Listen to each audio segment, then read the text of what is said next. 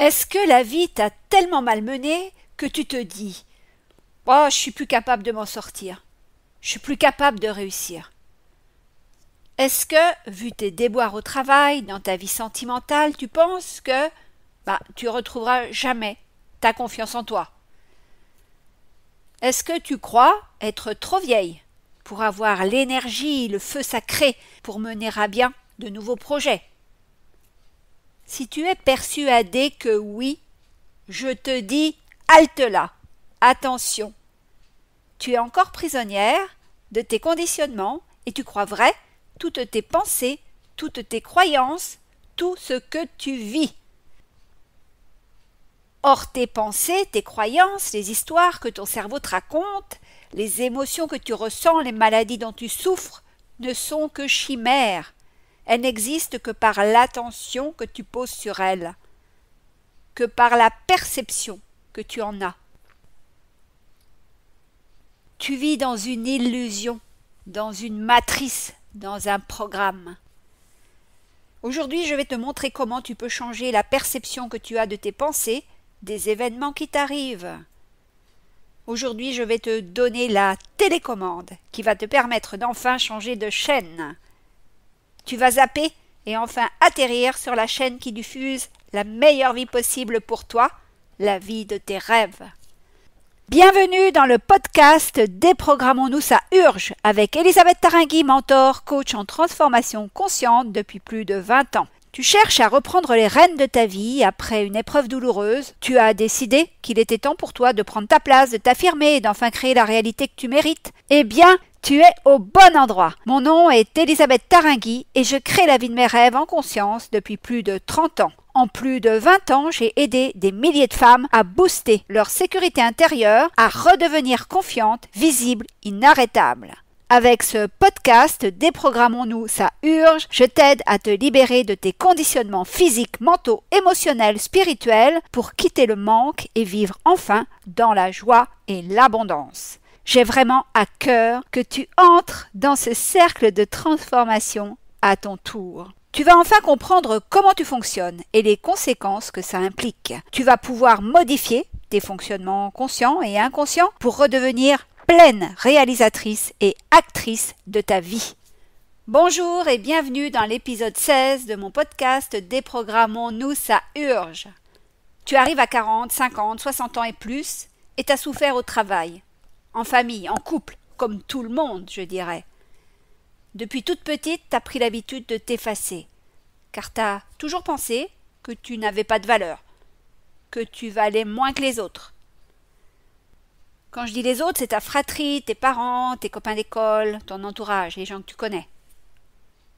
Tu as toujours eu du mal à afficher tes opinions, car t'es persuadé qu'elles ont peu d'intérêt. Quand tu n'es pas d'accord avec ce que les autres disent, tu te tais, pour ne pas risquer la dispute, pour ne pas risquer de perdre l'amour de tes proches. Tu es passé de l'enfant sage, comme une image, pour ne pas déranger ses frères et sœurs, ses parents, à une élève qui n'ose pas lever le doigt en classe pour s'exprimer. Et ensuite t'es passé à une femme qui laisse les rênes de sa vie à son conjoint, à son patron, à ses amis, à ses enfants. Il y a de fortes chances pour que tu ne saches pas prendre de décision, que tu laisses les autres décider pour toi. Tu as fini par éteindre la lumière qui brillait en toi. T'es mal payé au travail, maltraité par tes collègues. La vie est passée comme une fusée. Et lorsque tu vois où t'en es, tu te rends compte que rien ne s'est passé comme tu l'avais imaginé, comme tu l'avais rêvé. Alors, tu te sens triste, en colère. Par moments, t'es frustré. Et surtout, tu ressens un énorme vide en toi. Tu te dis que c'est trop tard, que t'es trop vieille pour enfin être libre, en paix, heureuse, épanouie. Tu penses qu'exercer un métier qui te fait vibrer, qui te fait gagner un revenu plus que confortable, n'est plus possible. Après un divorce, d'autres histoires amoureuses et douloureuses, ton corps qui vieillit, les rides, la ménopause, tu penses que plus jamais un homme ne te désirera, ne voudra faire couple avec toi. Ces constats te font de la peine et t'empêchent de sortir, t'empêchent d'aller t'amuser, de faire des projets professionnels, des projets perso. Tu restes prisonnière de la vie que tu as créée inconsciemment, cette vie que tu subis parce que tu as laissé le pouvoir aux autres. Alors, chère auditrice, est-ce que cet état des lieux sur ta situation et sur ton état intérieur t'a définitivement plombé? Ou est-ce que tu te dis « Bon sang, non, je veux autre chose, je veux avoir d'autres chances. Je veux, Elisabeth, que tu me dises comment créer ma chance, comment avoir la meilleure vie possible, au plan personnel, au plan professionnel. » Elisabeth, s'il te plaît, dis-moi comment avoir assez d'argent pour me sentir tranquille, en paix, libre. Elisabeth, aide-moi à trouver l'activité professionnelle dont je rêve depuis 20, 30 ans. Il y a une petite idée, mais je n'arrive pas à la concrétiser. Je n'arrive pas à avancer, à mettre en place ce projet toute seule. Aide-moi à trouver un partenaire amoureux. Elisabeth, dis-moi comment retrouver le pouvoir, ma lumière, comment créer la meilleure vie possible. Chère auditrice, dans cet épisode de mon podcast Déprogrammons-nous, ça urge, je te livre un des secrets que j'ai découvert il y a plus de 30 ans. Il est complémentaire des 2 lois universelles que je t'ai déjà révélées dans les épisodes 4 et 5 de ce podcast. Rappelle-toi, dans l'épisode 4, je t'ai montré l'impermanence et sa puissance. Dans l'épisode 5, il s'est agi de l'interdépendance. Est-ce que ces 2 lois te servent à chaque instant de ta vie? Est-ce que tu les vis? Est-ce que tu les incarnes en conscience? Si ce n'est pas le cas, je te propose d'aller écouter les épisodes 4 et 5 quand tu auras fini d'écouter celui-ci. Aujourd'hui, je vais t'illustrer ce que les bouddhistes appellent l'esprit du débutant. Alors forcément, moi qui suis joyeuse, enthousiaste, émerveillée, j'ai toujours fait preuve d'esprit du débutant. C'est dans ma nature profonde. Et j'ai surtout conservé l'aptitude à utiliser cet esprit du débutant. Quand j'ai travaillé en tant que scientifique, en tant que chercheur en biochimie et physiologie, avoir l'esprit du débutant m'a donné des longueurs d'avance sur mes confrères et consoeurs chercheurs. Alors, chère auditrice, sais-tu ce qu'est l'esprit du débutant? Déjà, je peux t'assurer que lorsque tu l'adoptes, tu vis au présent, en conscience. Tu ne juges plus. Tu ne critiques plus. Quand tu adoptes l'esprit du débutant, tu n'as plus peur d'échouer encore. Tu te fous de ce que les autres pensent et disent de toi. Tu reprends confiance et tu redeviens capable de prendre des décisions. Tu vois, tu as vraiment tout à gagner avec cet esprit du débutant. Quand je faisais mes travaux de recherche, il était super important d'œuvrer sans avoir d'idées préconçues. Je me devais d'être curieuse pour faire des découvertes inédites. J'avais besoin de neutralité, de fraîcheur.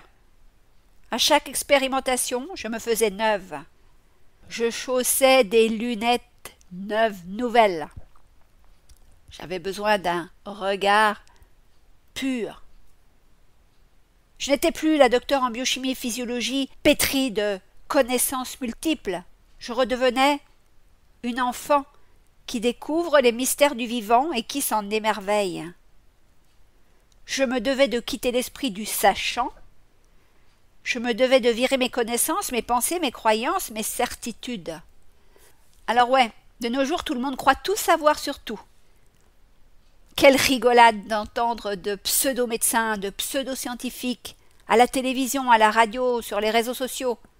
Alors quand je dis rigolade, c'est entre guillemets parce que je ris jaune devant autant de raccourcis, de données et de conclusions incohérentes sur la santé, l'alimentation, l'argent, l'entrepreneuriat, la nature humaine, la vie, etc. Et toi, chère auditrice, es-tu victime de cet esprit de sachant? Tu crois tout savoir sur tout, tout connaître? Enfant, j'ai entendu Jean Gabin dans une chanson parler et chanter qui s'appelle « Je sais ». Dans cette chanson, il dit « Je sais qu'on ne sait jamais ».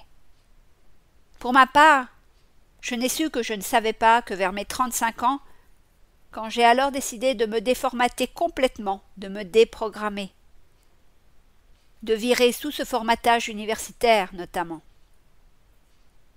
Bien sûr, c'est contre-intuitif pour un occidental d'avoir l'esprit du débutant, tant son mental, son intellect sont valorisés en Occident. Mais si tu restes un être sachant, que tu crois savoir, tu es fermé aux surprises, fermé aux autres chemins. Tu es emprisonné dans la pseudo-connaissance, dans la pseudo-science. Cet esprit de sachant te frustre, t'oppose à d'autres car tu veux avoir raison. Je vais t'expliquer ce que signifie et transforme l'esprit du débutant. Si tu adoptes l'esprit du débutant, tu t'ouvres, tu deviens ouverte, curieuse, tu avances dans la vie sans rien en attendre, tu n'attends rien des autres, tu n'as ni préjugés ni idées préconçues. Tu explores la vie qui est ton terrain d'expérimentation et de jeu, et tu le fais naturellement. Pour schématiser, je te dirais que tu retrouves l'état de l'enfant qui découvre le monde qui l'entoure. Tu retrouves cette fraîcheur, cette naïveté, cette innocence. Avec l'esprit du débutant, tu t'étonnes, tu t'émerveilles d'une situation, d'une personne, d'un oiseau, d'un paysage, que sais-je. Tu fais en permanence comme si c'était la première fois. Tu vois, chère auditrice, avoir l'esprit du débutant te permet de vivre en conscience, de vivre au présent, de vivre pleinement. Tu deviens libre et tu es en paix. Avoir l'esprit du débutant change ta vie, car tu considères les situations sous un autre angle, avec d'autres perspectives. De fait, ta créativité renaît et grandit. Tu ne vois plus les autres, les événements à travers le filtre de tes pensées, de tes croyances, de tes connaissances, de tes émotions. Tu te dépouilles enfin. Est-ce que tu te souviens que je t'ai invité à te délester, à te dépouiller la semaine dernière dans l'épisode précédent? De blasé, voire aigri, tu redeviens fraîche, surprise, émerveillée. L'esprit du débutant te libère, te décoince et te permet de te remettre en route, d'arrêter de faire du surplace. Je t'entends, chère auditrice. Ouais, c'est bien beau, mais comment je fais concrètement, Elisabeth? Déjà, as-tu vraiment envie, es-tu vraiment décidé à utiliser cette fameuse télécommande que je viens de te mettre dans les mains, cet esprit du débutant? Si oui, je te dis comment faire, sinon va planter des choux ou regarder Netflix et continuer de vivre en robot plutôt qu'en humaine illimitée. J'espère que tu es resté et que ça t'intéresse et que tu veux vraiment transformer ta vie. Avant d'aller plus loin, je tiens à éclairer une phrase que je t'ai dite au début de cet épisode et qui a pu te choquer, te secouer et même te faire de la peine. C'était pas le but, bien évidemment. Je t'ai dit, je cite, que même les maladies dont tu souffres ne sont que chimères. Pourquoi je t'ai dit ça? Je vais te raconter l'histoire de Brigitte et tu vas comprendre. Brigitte est schizophrène, c'est-à-dire que plus de 15 personnalités vivent en elle. Alors cette femme a été suivie et étudiée de près par des médecins-chercheurs qui ont publié leurs résultats dans une grande revue médicale et c'est cette étude que j'ai bien évidemment lue et dont je vais te révéler une petite partie. Je vais te citer qu'une de leurs découvertes époustouflantes à propos de Brigitte. Quand Brigitte vit en tant que Brigitte, elle est rayonnante, en super forme et en pleine santé physique. Et quand Brigitte rentre dans la peau d'un de ces personnages qui s'appelle Judith, sa réalité change, sa réalité est complètement différente. Il faut savoir que Judith est diabétique. Elle est insulinodépendante et elle a beaucoup de désagréments liés au diabète. Sa vue est mauvaise, dès qu'elle se blesse, elle a un mal fou à cicatriser par exemple. Donc tu vois, quand Brigitte incarne une de ses personnalités qui s'appelle Judith, on lui fait une prise de sang et on voit qu'il y a un problème de diabète et qu'elle a absolument besoin d'être traitée par insuline. Ça, c'est un truc tangible, mesurable et mesuré en laboratoire. Ce qui est dingue, c'est que même blessée, abîmée dans sa chair en tant que Judith, quand Brigitte revient aux commandes, eh bien sa glycémie est normale. Elle n'a pas besoin de traitement par insuline et ses blessures guérissent très rapidement. Est-ce que tu comprends la puissance de ces découvertes, chère auditrice? Quand Brigitte croit être Judith, elle devient instantanément diabétique avec toutes les souffrances que cette pathologie implique. Quand elle switch de personnalité, en passant de Judith à Brigitte, elle retrouve vitalité et santé parfaite. C'est bluffant, non? Tu trouves pas? Donc oui, je peux affirmer que si tu crois être malade, si tu donnes du crédit à tes pensées qui disent que tu resteras malade, pire que ta maladie va s'amplifier, eh bien, tu vas vivre ces atrocités. Pour adopter l'esprit du débutant, je t'invite, comme je te l'ai déjà indiqué plus haut, à redevenir curieuse, à t'intéresser aux autres, à t'intéresser à toi et à tout ce que tu vis. Je t'invite à balancer tes connaissances en tout genre, sur tous les sujets, connaissances la plupart du temps partielles, et même partiales, donc vides de sens, inutiles. En une phrase, je te dirais de retrouver ton âme d'enfant. Pour t'aider, regarde de jeunes enfants avant 5 ans, bref, avant que l'école les bousille, bien sûr. Si tu as des enfants ou petits-enfants de cet âge, observe-les. Et si tu n'as pas d'enfants de cet âge autour de toi, eh bien, file dans un jardin d'enfants et regarde-les jouer, observer, s'exprimer, appréhender le monde. Est-ce que tu entends leur rire, leurs cris d'étonnement et de surprise? Est-ce que tu vois leurs yeux grands ouverts pour ne rien rater du spectacle du monde, de l'univers? Ils sont capables de rester des heures à observer des fourmis, à habiller et déshabiller une poupée. Ils s'entraînent. Ils apprennent le monde. Quand 2 enfants jouent ensemble, ils sont à fond, ils sont 100% concentrés sur leur jeu, à 100% présents. Ils manifestent naturellement cet esprit du débutant.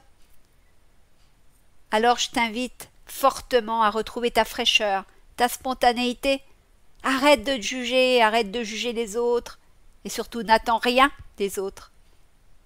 Avoir l'esprit du débutant, c'est être capable de se laisser surprendre par la vie, les événements, les autres et soi-même.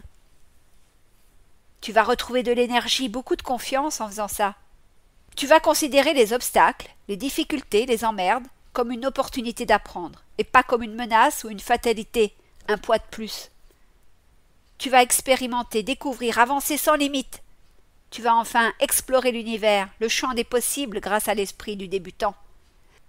De frustré, blasé, voire même aigri, tu vas devenir confiante, épanouie, libre, intense.